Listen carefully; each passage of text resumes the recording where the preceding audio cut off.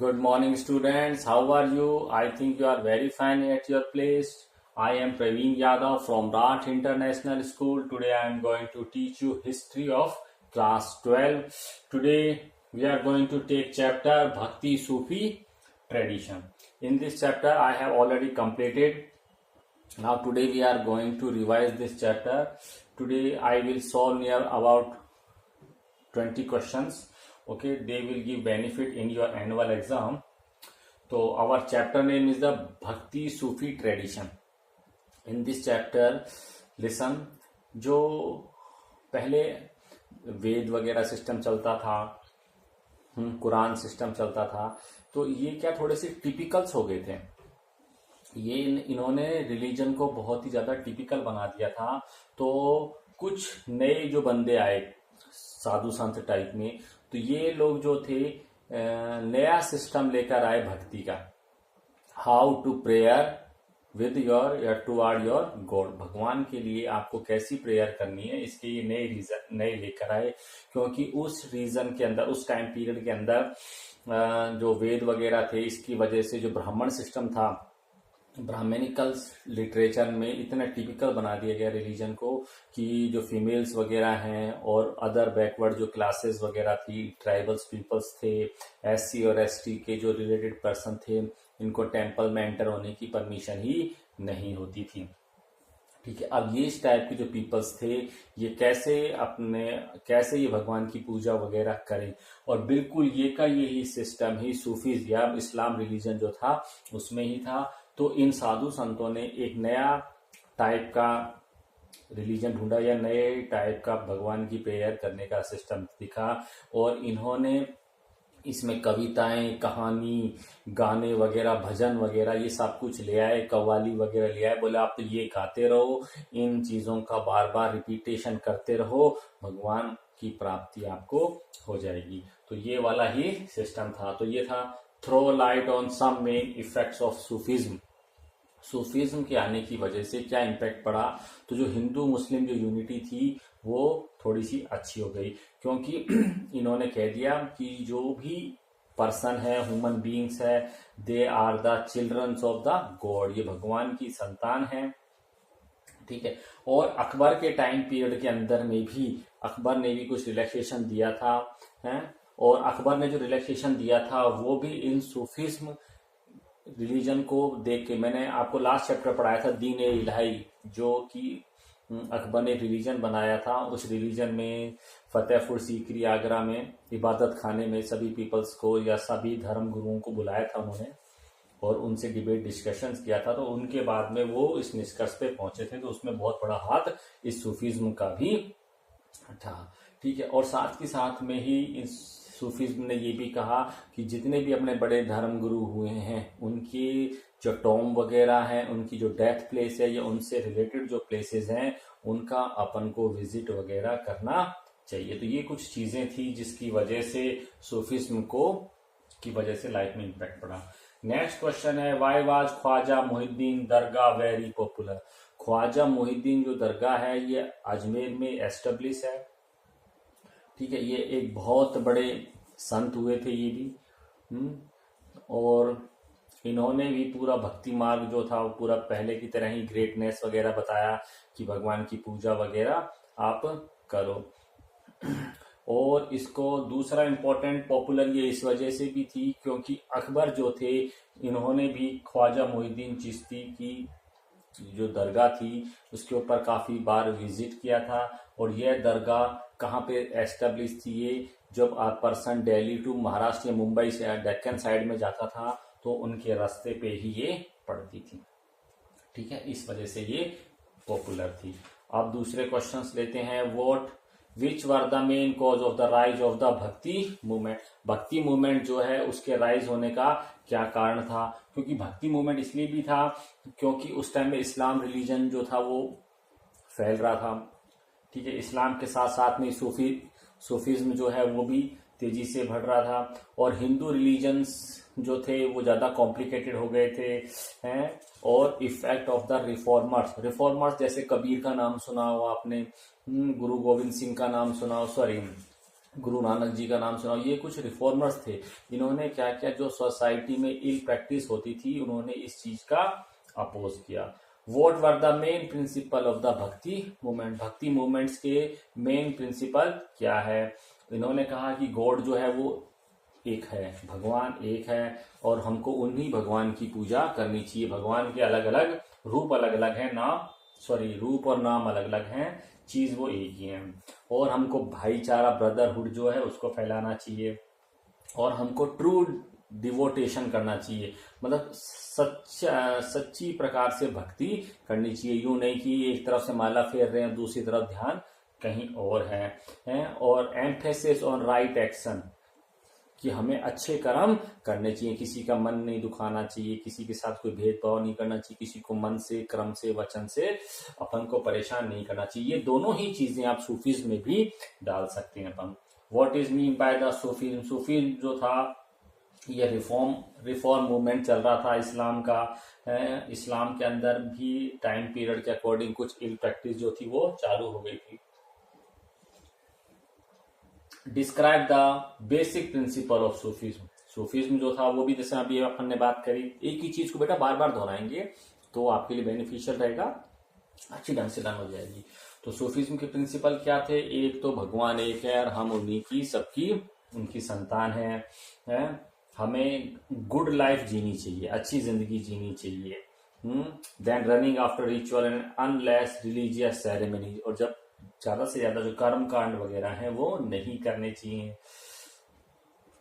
और उन्होंने कहा Sufism led emphasis on seeking salvation through intense devotion and love for God by following his command, जो भगवान ने कहा है उन चीजों को अगर अपन मानेंगे तो सैल्वेशन का मतलब होता है मोक्ष अपन को मिल जाएगा। अब नेक्स्ट है सूफी जो संत हुए थे उनके नेम्स बताने हैं आपको। हजरत ख्वाजा मुहिद्दीन चिश्ती जो अपने अजमेर में है, हजरत ख्वाजा निजामुद्दीन औलिया ये दिल्ली में थे, नशरुद्दीन चिराग एंड हजरत ख्वाजा सलीम चिश्ती, ये 4 टाइप के सूफी संत हुए हैं। What policy was adopted by the भक्ति संत toward lower class and women, lower class और वुमेन्स के लिए इन्होंने क्या सिस्टम अपनाया। इन्होंने ये जो मूवमेंट था importance was attach to the casteism, so lower class and women were except on social and religious activity. इन्होंने कह दिया कि भगवान एक है, भगवान का बार बार नाम दोहराने से भी भगवान की प्राप्ति, भगवान जो है आपसे मिल सकते हैं। तो इन्होंने फीमेल्स के लिए और बैकवर्ड जो क्लास थी उनके लिए इन्होंने ये सिस्टम बताया। अब चोला रूलर्स की बात करते हैं। Name some of the temples built by the Chola rulers, Chola rulers ने कौन कौन से टेम्पल बनवाए थे। एक तो चिदम्बरम टेम्पल था, तंजावर टेम्पल थे, और एक गंगाई कोंडा चोलापुरम टेम्पल, ये 3 टाइप्स के इन्होंने टेम्पल्स बनाए थे। Why do the historian draw on hagiographic or biography of sant written by their followers? हैगियोग्राफी और बायोग्राफी दोनों ही जो है संत के पर्सनल लाइफ से रिलेटेड थी, उनके फॉलोअर्स ने ये चीजें क्यों लिखी। इनके जो फॉलोअर्स वगैरह होते थे संत वगैरह के, वो इनकी बायोग्राफी वगैरह हैगियोग्राफीज वगैरह लिखते थे, ताकि इनकी वजह से वो जो संत है और भी ज्यादा पॉपुलर हो जाता है। इस टाइप की बुक में वो संत से रिलेटेड जो चीजें लिखते थे, उनकी डेली रूटीन्स वगैरह लिखते थे, और कई बार इन बुक्स में उनके पास जो मिरेकल्स पावर होती थी उनके बारे में भी ये लोग डिस्क्राइब कर दिया करते थे। Why do thousand of devotee visit Dargah of Muslim संत, क्यों हजारों की संख्या में डिवोटी जो हैं वो विजिट करते हैं मुस्लिम दरगाह की। क्योंकि एक तो जो सूफीज्म था, सूफीज्म में भी ये चीजें बताई गई थी कि अपन को ज्यादा से ज्यादा इन पिलग्रिमेज सेंटर का विजिट करना चाहिए। ठीक है, दूसरा क्या था, जब कोई भी जो संत है आफ्टर द डेथ, उनके लिए कहा जाता है वो भगवान के और भी ज्यादा नजदीक हो जाता है। इस वजह से उनकी ब्लेसिंग लेने के लिए और उनके साथ ही गॉड की ब्लेसिंग लेने के लिए जो डिवोटीज वगैरह हैं वो वहां पर विजिट करते हैं। Who were Lingayat, mention one idea that they challenge, Lingayat जो थे वो कौन थे। लिंगायत आपको बताया था ये एक लिंग टाइप में एक चीज जो है अपने कंधे पर डालकर रखते हैं ये लोग। कर्नाटक में ये था बासवाना जो संत थे उन्होंने ये स्टार्ट किया था। Who live in 12th century AD, his follower जो थे वो शिव की पूजा वगैरह करते थे। और एक गले के अंदर कुछ डाल के रखते थे, उसी को ये लिंगा बोलते थे और उसी वजह से ये लिंगायत नाम से आ गए थे। और इन लोगों ने जो कास्ट सिस्टम था उसको इन्होंने चैलेंज किया था। और the pollution theory profound by the Brahmin against some group of the society. और ब्राह्मण्स ने एक ढिंडोरा सा बना, एक इल प्रैक्टिस फैला रखी थी या रूमर्स फैला रखा था कि कुछ पीपल्स जो हैं, ब्राह्मण जो हैं वो पॉल्यूशन की बात करते हैं। पॉल्यूशन मतलब बैकवर्ड जो क्लास थी उनको अनटचेबल्स बोलते थे, गलत गंदा काम करते थे, मतलब कि ड्रेनेज सिस्टम साफ सफाई का काम करते थे, लोगों का मैला वगैरह उठाते थे। तो इस चीज को वो पॉल्यूशन बोलते थे और कहते थे इन लोगों से दूर रहना चाहिए। तो इस टाइप की जो बातें हैं ये अपने जो लिंगायत हैं वो इनका अपोज करते हैं। Who were the Alvars and Narayan. Alvars और नारायण कौन होते हैं? कुछ विष्णु जी की पूजा करने वाले बंदे होते हैं जो साउथ में होते हैं, और कुछ बंदे जो होते हैं शिव जी की पूजा करने वाले होते हैं जिनको शैव कहते हैं। ये मोस्टली नॉर्थ इंडिया में होते हैं। तो अलवराज and Narayan war the bhakti sant of Tamil Nadu who started the movement of 16th century. Alvara were the devotee of the Vishnu while the Narayan were the devotee of the Shiva. Clear? They travel from place to place singing Hamans in Tamil language in praise of their god. एक शिव की पूजा करने वाले थे और एक विष्णु की पूजा करने वाले थे। अच्छा, ये दोनों ही साइड में हुए हैं, नॉर्थ इंडिया और साउथ इंडिया में। Explain the meaning of the सिलसिला इन सूफीज। सूफीज में ये जो सिलसिला है इसका मतलब क्या होता है? सिलसिला का मतलब होता है चेन। इस चेन से डिवोटी और गॉड दोनों को ये जो संत वगैरह हैं ये लिंक करके रखते हैं। मास्टर और डिसिप्लिन जो हैं ये बने हुए रहते हैं और इस तरीके से चेन से बंधे होने के बाद उनको प्रोहिबिट जो मोहम्मद साहब हैं उनकी जो विशेष हैं वो उनको मिल जाती है। Mention the 4 earliest bhakti monuments of Tamil Nadu, giving the difference between that. Earliest जो भक्ति मूवमेंट्स हुए थे तमिलनाडु में उनके बारे में अपन बात करेंगे। The 2 earliest bhakti movements of Tamil Nadu were those which were led by Alvars and Narayan. इन दोनों ने इसको चालू किया था। अलवराज जो थे वो डिवोटी थे विष्णु के और जो नारायण थे वो शिव जी के डिवोटी थे। आगे चलते हैं। Name the 2 women Sant poet या poet Sant of Tamil Nadu whom did they worship, और किन की ये पूजा करते थे। 2 वुमेन जो थे इनमें एक अंडाल नाम है और एक कराई काल फीमेल के नेम्स हैं ये, ठीक है। ये जो अंडाल थी ये विष्णु जी की पूजा करती थी और जबकि जो कराई काल थी वो शिव जी की पूजा करती थी, वर्शिप ऑफ द शिवा थी वो। अच्छा, नेक्स्ट है what right the meaning of the जिमा एंड हु वर जिम्स। तो जिमा का मतलब होता था, एक अरेबिक वर्ड है जिसका मतलब होता था प्रोटेक्शन, सुरक्षा। Jimmy were the protected people. Jimmy's जो थे वो प्रोटेक्टेड पीपल होते थे, लाइक द ज्यू and the Christian who followed other religion but who believe under Muslim rulership. For their protection they had to pay a religious tax known as jizya to the Muslim ruler. अच्छा, जिम्मा का एक Arabic word था जिसका मतलब होता था protection. अच्छा, जिम्मा जो इनकी सुरक्षा करनी होती थी इस्लाम में, किन से? ज्यू और जो क्रिश्चियन है वो चाहते थे, उनके मिशनरी चाहते थे कि जो पीपल्स हैं ज्यादा से ज्यादा क्रिश्चियनिटी को, ये ज्यू जो थे, जोरेस्ट्रियन वगैरह जो थे, ये उस रिलीजन को एक्सेप्ट करें। अब जो मुस्लिम रूलर्स आए तो उन्होंने एक जजिया टैक्स वगैरह लगा दिया। वो जजिया टैक्स इसलिए लगा दिया गया, नॉन मुस्लिम जो पीपल है उनको ये टैक्स देना पड़ेगा। अगर वो इस टैक्स से बचना चाहते हैं तो वो मुस्लिम रिलीजन को अडॉप्ट करें। Next, I mentioned the two ideas of Brahmanical system challenged by the Lingayat. Lingayat में ब्राह्मणिक जो सिस्टम था उनके कौन से दो चीजों को इन्होंने चैलेंज किया था? एक तो पोल्यूशन वाला सिस्टम था. Lingayat challenge the caste system as a profound by the Brahmin. According to them they all are equal and no one is polluted in any way whatever. ठीक है, एक तो उन्होंने कहा तो कोई भी पॉल्यूटेड नहीं होता है, ये सब आपके कहने की बात है. और question the theory of the rebirth, लोगों के रीबर्थ के ऊपर उन्होंने बात करी. और उन्होंने रीबर्थ के ऊपर भी कहा, जैसे ब्राह्मण थे वो कहते थे कि आदमी जो है बार बार रीबर्थ लेता है, तो उन्होंने रीबर्थ के ऊपर भी क्वेश्चंस किया था. ऐसा कुछ भी नहीं होता. In which two broad category had the earliest bhakti tradition being classified, give a very brief introduction of each. Two broad category बतानी है भक्ति ट्रेडिशन की अपन को है. और भक्ति ट्रेडिशन की दो कैटेगरी कौन सी थी? निर्गुण और सरगुण. निर्गुण, the earliest bhakti tradition were divided into two broad category, saguna और निर्गुणा. बेटा ध्यान रखना, कल को कहीं तुम लोग वो अलवरा सिस्टम और नारायण वगैरह ना डाल देना इस जगह पर. कैटेगरी पूछे तो सगुण और निर्गुण होगी.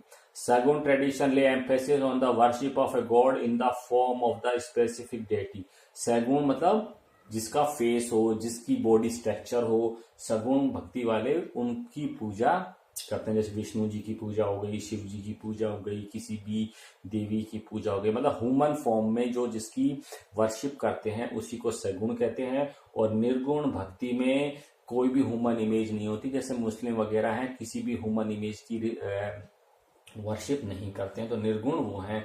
तो मोस्टली जो फॉलोवर हैं वो सगुण रिलीजन के होते हैं, निर्गुण के फॉलोवर्स कम होते हैं. एक्सप्लेन द टर्म जियारत, गिव इट पर्पस. जो जियारत है वो क्या होती है? अच्छा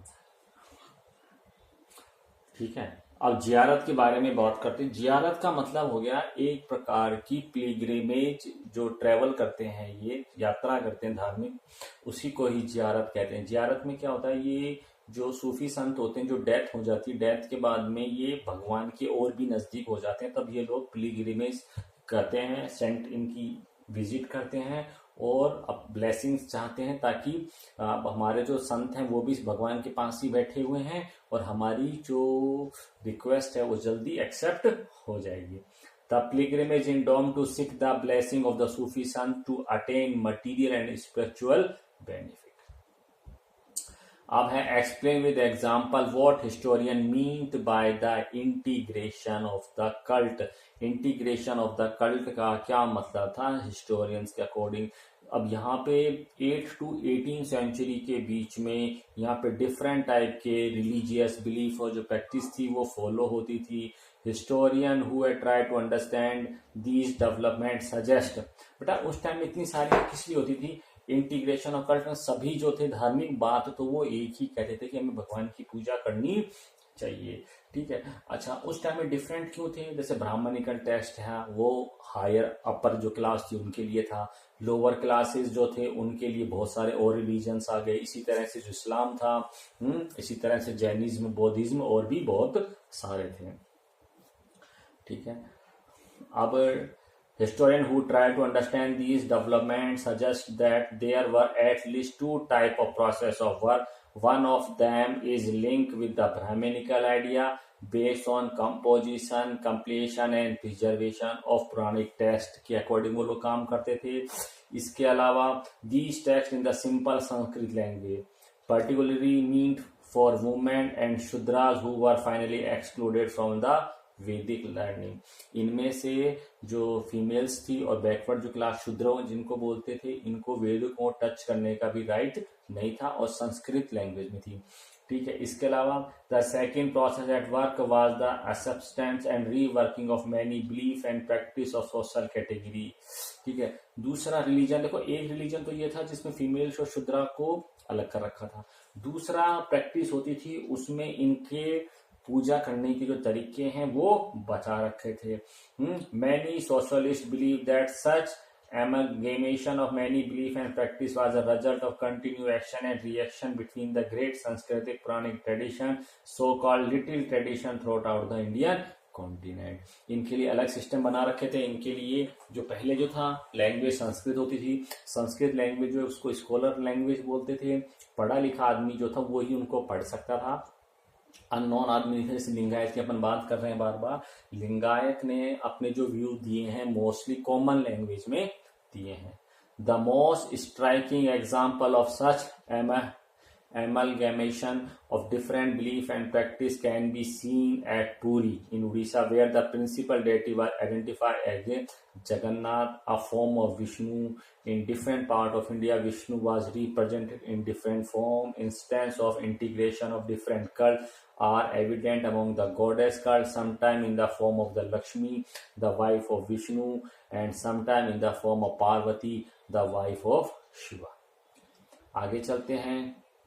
To what extent do you think the architecture of mosque in the subcontinent reflect a combination of universal ideas and local tradition? अब अपन उनकी बात करेंगे कि किस प्रकार से जो मॉस्क वगैरह बनी थी, इस मॉस्क पर यूनिवर्सल आइडियाज और लोकल आइडियाज जो थे वो कैसे बने। जैसे मॉस्क बनाते वक्त ये जो पीपल्स हैं ये मॉस्क के चारों तरफ पिलर्स वगैरह बनाते थे, डोम लाइक स्ट्रक्चर बनाते थे ये, ठीक है। और लोकल ट्रेडिशन में क्या था, लोकल मेड जो मटेरियल थे वो लोग यूज करते थे, और कई बार लोकल ट्रेडिशन जो है वो भी इंक्लूड कर दिया करते थे। पढ़ते हैं। It is quite natural when people of two different religion and culture meet together, they exchange not only many ideas but they also exchange many new techniques in the fields of architecture। यानी कि तब to different type के जो peoples हैं एक दूसरे से मिलते हैं तो वो सिर्फ अपने आइडियाज ही शेयर नहीं करते, अपनी जो टेक्निक्स हैं आर्किटेक्चर के फील्ड में वो भी एक्सचेंज करते हैं। Sometime happen in India when two different religion, Hinduism and Islam and cultures interact with each other. There were mutual give and take and many new style develop in the field of architecture। दोनों ने एक दूसरे को कुछ दिया लिया।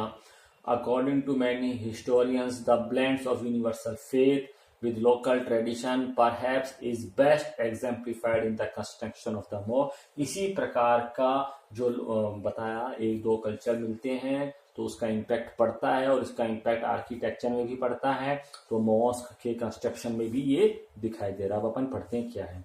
Almost all the mosque built in India subcontinent do have certain Islamic features like their orientation toward Mecca। एक तो ये मक्का की तरफ रहती हैं ये, इनका फेस ऑफ हाई मीनारेट, लंबी लंबी मीनारेट्स बनाते हैं, मीनारे वगैरह, पिलर्स वगैरह, ठीक है। मेहराब बनाते हैं। Show the main feature of Islamic culture but they do contain some feature of architecture of the Indian subcontinent. ये तो सिस्टम बनाते ही, इसके अलावा इंडियन सब कॉन्टिनेंट की फीचर्स की बात करते हैं, जैसे कि as their roof and building material, those who were engaged in the building these mosques were now converted to Islam but they were Indian। जो जिन्होंने भी ये मॉस्क वगैरह बनाए उनमें से अधिकतर जो पर्सन होते थे वो इस्लाम रिलीजन अडॉप्ट कर लेते थे क्योंकि वो रेगुलर उन चीज़ों को सुनते और देखते रहते थे। एज ठीक है, many feature of the Indian architecture like the use of colored tile, lotus and floral design like that of the Buddhist stupa and vihar also used in the construction of the mosque। Mosque बनाते वक्त different type की colour tiles वगैरह जो थी हैं, lotus की pictures या flowers की डिजाइन वाली जो पिक्चर्स वगैरह है ये भी लेते थे। साथ के साथ में उन्होंने ये चीजें कहाँ से ली, बौद्धिस्ट स्तूपा और जो विहार्स वगैरह होते थे उनका भी इम्पैक्ट इनके ऊपर पड़ता था। आगे चलते हैं। What were the similarities and difference between the Base Sharia and Bas Sharia Sufi tradition? तो पहले बेस शरिया और बास शरिया के बारे में बता देता हूँ। यानी कि जो इस्लाम रिलीजन है ये इनको डायरेक्शन मिलते हैं शरिया से, इसको शरिया बोलते हैं। इसमें पूरा प्रोसेस होता है, उल्मा के जो रूल्स रेगुलेशंस होते हैं वो होते हैं। जो लोग इनको मान लेते हैं शरिया तो वो तो बेशरिया कहलाते हैं, और जो इनको नहीं मानते हैं उनके अकॉर्डिंग पूजा वगैरह वगैरह नहीं करते हैं उनको बाशरिया बोलते हैं। अब अपन इनके बारे में छोटा सा बता दिया, थोड़ा सा और डीप पढ़ लेते हैं। The law directing the Muslim are called Sharia, and the learned process of Islamic religions are called the ulama. Sharia law are based on Quran, Sharif and Sunnah. Quran शरीफ में जो लिखा हुआ रहता है उसको सुनते हैं, ठीक है, और सुन्ना जा tradition related with the prophet Muhammad साहब. When the Islam religion spread out of the Arabic regions where behavior pattern were quite different, that logic and jimma began to be treated on the basis of law. On the basis the Sharia began to depend on the Quran. Quran पे depend हो गया. सुन्ना, क्यास and इजमा and the उलमा started इनफोर्सिंग them accordingly. इन सभी लोगों ने कहा अब तुम बाहर जा रहे हो, फैल रहे हैं, तो उनमें कुछ मिक्सचर ना हो जाए इस्लाम रिलीजन के अंदर, इसलिए पूरे उन्होंने टाइट रूल्स रेगुलेशन बनाए. But when Islam spread in different country then it become quite difficult to observe the sharia. तो जब मैंने वही कहा आपको, कोई भी जो ट्रेडिशन है वो छोटे एरिया में है तो आसानी से फॉलो हो जाते हैं, बड़े एरिया में उनको फॉलो करना आसान नहीं होता है.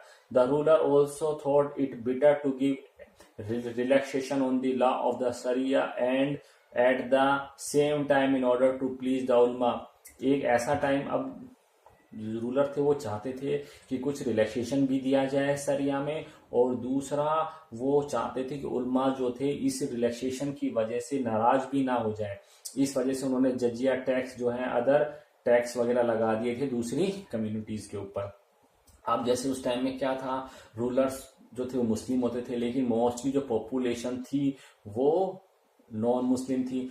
तो मुस्लिम रूलर्स के लिए तो बहुत टिपिकल था ये कि उनके ऊपर सारे Islamic rules and regulation implement करना, लेकिन जो उलमा थे वो कहते थे नहीं, इनका स्ट्रिक्टली पालन होना चाहिए. तो इन्होंने एक बीच का रास्ता निकाल दिया, जजिया टैक्स वगैरह और पिलिग्रिमेज टैक्स वगैरह लगा दिए.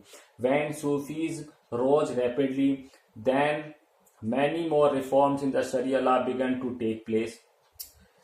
सूफिज्म आया तो सूफिज्म की वजह से, वही भक्ति मूवमेंट की वजह से अब इसमें बहुत सारे रिलैक्सेशंस आने लगे, कुछ रिफॉर्म्स होने लगे.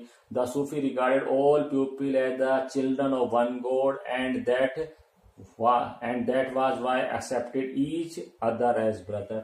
और जब सूफिज्म ने कहा कि सभी जो बालक हैं, जो भी ह्यूमन बींग्स हैं, वो भगवान की संतान है, इस तरीके से सभी भाईचारे से अपन को रहना चाहिए, ठीक है. जब उन्होंने इन सूफीज में जब ऐसी बात कही तो ये उलमा वगैरह थे ये उनसे नाराज हो गए, तो उन्होंने इनको बासरिया बोल दिया. आगे चलते, many Sufi who observe the law of sharia began to be called beshariya. जो सूफीज्म जो थे, जो सूफी जो थे, जो शरिया का रूल्स रेगुलेशन मानते थे, उनको तो बेशरिया बोला गया है. Contrary at then some mystical people on the basis of origin explanation of the Sufi principle laid the foundation of the new movement, ठीक है. अब जैसे they led the life of the ignore the tradition of the खानगा जो system से अपन ने पढ़ा था उसको इन्होंने अपोज करने लग गए, ठीक है. they began to be called the various name. अब इनको डिफरेंट टाइप के जो नेम्स वगैरह है वो नेम्स देने लग गए, जैसे मलंग, कलंदर, मदारी, हैदारी एक्सेट्रा. दे वर कॉल्ड बे सरिया because of define disobey the sharia law, ठीक है. तो बे सरिया और बासरिया तो वो हो गए जो रूल्स एंड रेगुलेशन मानते थे, और बेसरिया वो हो गए जो रूल्स रेगुलेशंस नहीं मानते थे. अब अपन ने इनका तो अपोजिशन पढ़ा, डिफरेंसेस पढ़ा, अब अपन इसमें सिमिलरिटीज को पढ़ते हैं. नेक्स्ट क्वेश्चन ले लेते हैं. Discuss the way in which Alvars, Narayan and यार नाम सुनो. अब डिस्कस करते हैं अलवारा के बारे में, नारायण के बारे में और विश्वेश्वराय के बारे में अपन थोड़ा सा डिस्कस कर लेते हैं ये क्या थे. और दूसरा है क्रिटिकल कास्ट सिस्टम पे बात करेंगे. दूसरा क्वेश्चन आ जाता है how did the Alvars and Narayan spread the bhakti movement. इन्होंने भक्ति मूवमेंट को कैसे स्प्रेड किया था. The earliest bhakti sant of the south 6th century AD में बात करते हैं. भक्ति जो संत थे ये अलवराज और नारायण थे. अलवराज जो थे वो विष्णु जी के और नारायण जो थे वो शिव जी के भक्त होते थे. फॉलोवर्स होते थे या वर्शिपर्स होते थे।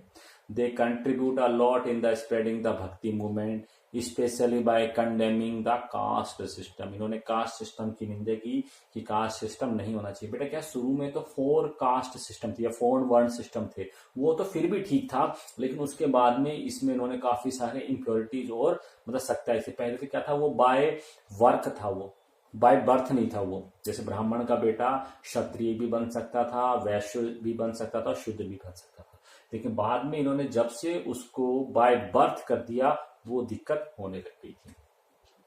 The Alvars were devotee of the Vishnu, the Narayan जो थे were the devotee of the Shiva, but both of them criticize the caste system. लेकिन उन दोनों ने ही कास्ट सिस्टम को किया। कास्ट सिस्टम को सिर्फ जो सपोर्ट किया वो ब्राह्मण्स ने किया था। The Alvars and Narayan were mostly from the lower classes. अब लोअर क्लासेस के जो बंदे थे, क्योंकि वो ब्राह्मणिकल टेक्स्ट के जरिए धर्मशास्त्र धर्म सूत्रास की वजह से अपने आप को सिलेवेशंस नहीं कर पा रहे थे, इस वजह से उन्होंने इस पाथ को फॉलो किया था।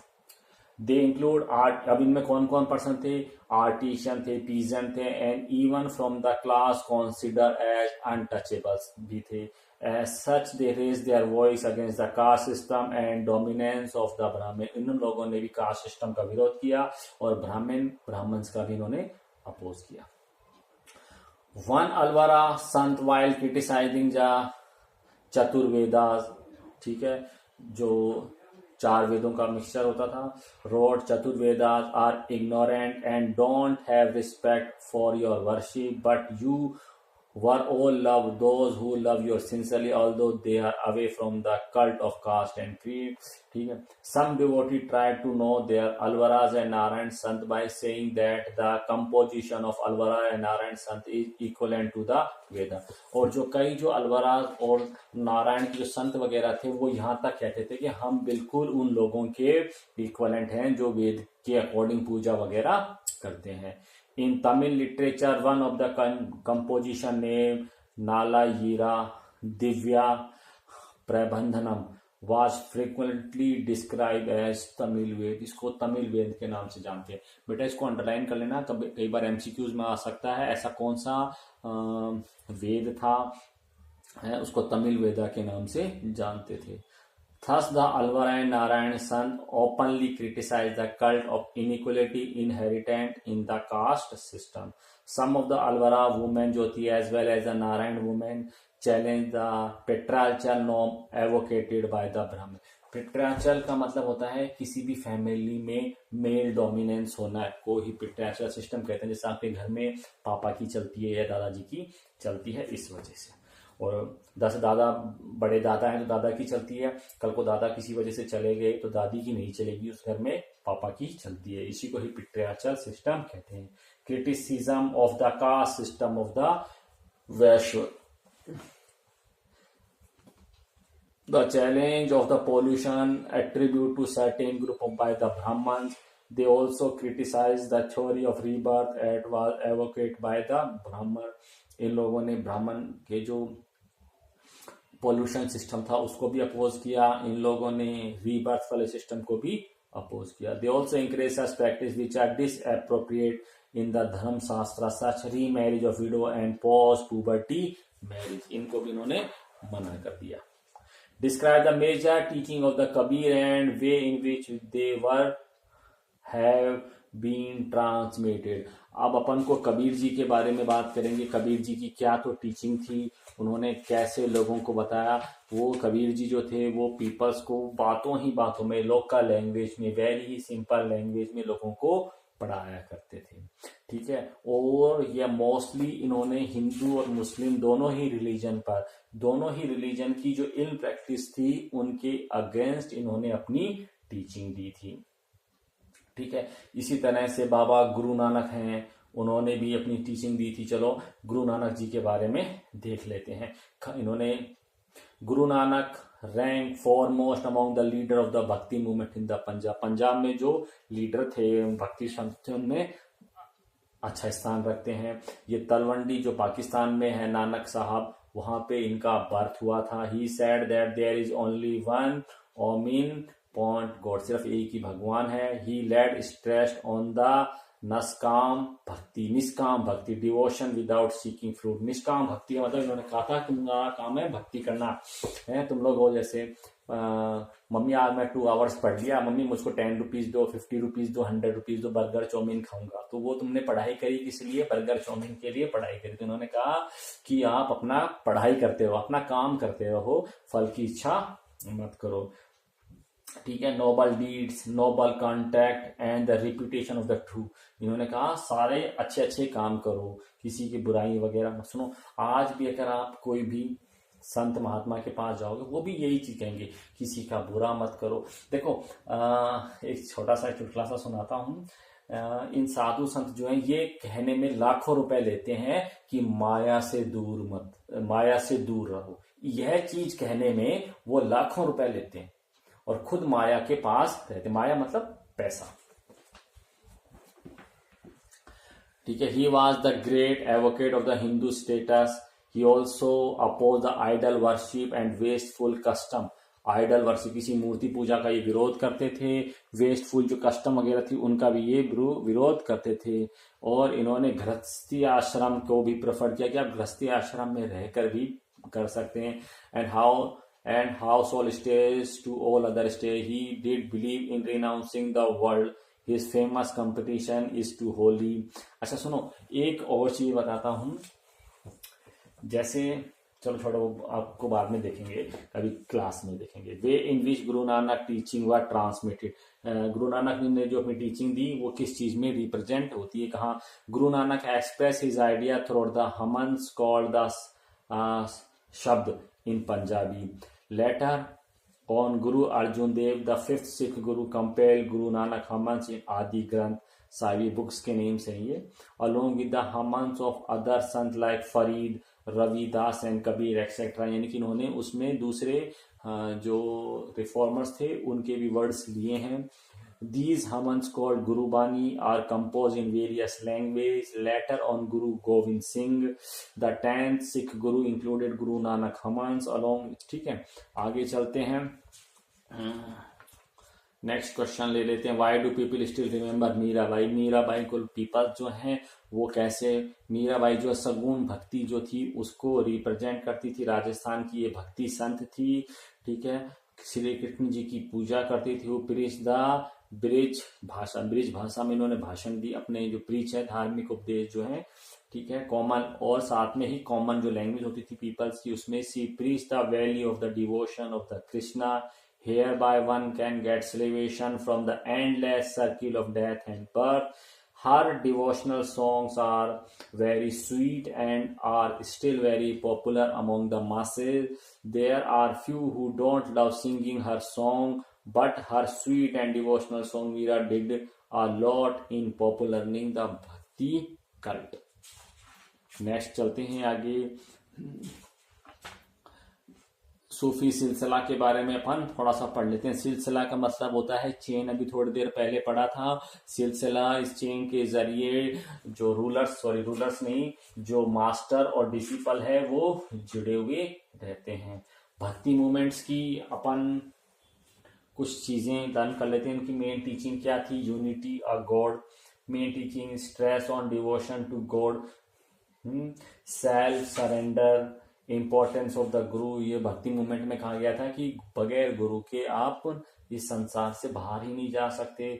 Stress on noble deeds, equality and fraternity of man, condemnation of false custom, emphasis on the local dialect. यानी कि भक्ति जो मूवमेंट थी इन्होंने अपने जो भी प्रीच वगैरह दिए हैं लोकल लैंग्वेज में दिए हैं, ताकि लोकल लैंग्वेज इसलिए ये जो ऑर्डिनरी जो पर्सन वगैरह है वो इसको समझ सकें और उसको जान सकें। उनके लिए कोई टिपिकल लैंग्वेज, संस्कृत वगैरह जो थी वो टिपिकल लैंग्वेज में थी। Condemnation of the false custom, जो भी भक्ति संत थे इन्होंने ब्राह्मणिकल जो टेक्स्ट था उस टाइम में वो पॉपुलर था। इस टेक्स्ट में ब्राह्मणिकल बुक में, चाहे वो धर्मशास्त्र हो, शुद्रा हो या वेद वगैरह हो, इनमें हालांकि इन्होंने सही लिखे थे लिखने वालों ने, लेकिन बाद में इन लोगों ने बाहर से कुछ फॉल्स प्रैक्टिस जो हैं वो इसने इंक्लूड कर दी थी, जिसकी वजह से अब ये गलत होता जा रहा था। इस वजह से जो भक्ति संत है वो ये कहते थे कि कुछ भी जो बुरी चीज है उसको यहाँ से निकाल देना चाहिए, बड़े तंत्र मंत्र या कस्टम्स को फॉलो नहीं करना चाहिए। भक्ति संत ने ही इक्वलिटी और फर्टिनिटी की बात करी कि all the peoples are equal in front of the God, भगवान के सामने सभी जो पीपल्स हैं वो बराबर हैं और इन्हीं सभी पीपल्स को एक भाईचारे की तरह रहना चाहिए, एक दूसरे के साथ में दुश्मनी नहीं करनी चाहिए। Self surrender, the bhakti sant believe in the idea of the self surrender to God. Self surrender यानी कि अपने आप को भगवान में तल्लीन कर दो, उसकी भक्ति में लीन हो जाओ, हमेशा ही उनके बारे में सोचते रहो, है उन्हीं में, मतलब एक वर्ड है इश्क, इश्क का मतलब होता है भगवान से ऐसा प्रेम करो इश्क टाइप में, ठीक है। Stress on devotion of the God, unity of God. और बिल्कुल ये कि ये वर्ड्स में अगर कंफ्यूज हो जाओ तो आप ये कि ये वर्ड्स ही सूफीज में डालते हैं, क्योंकि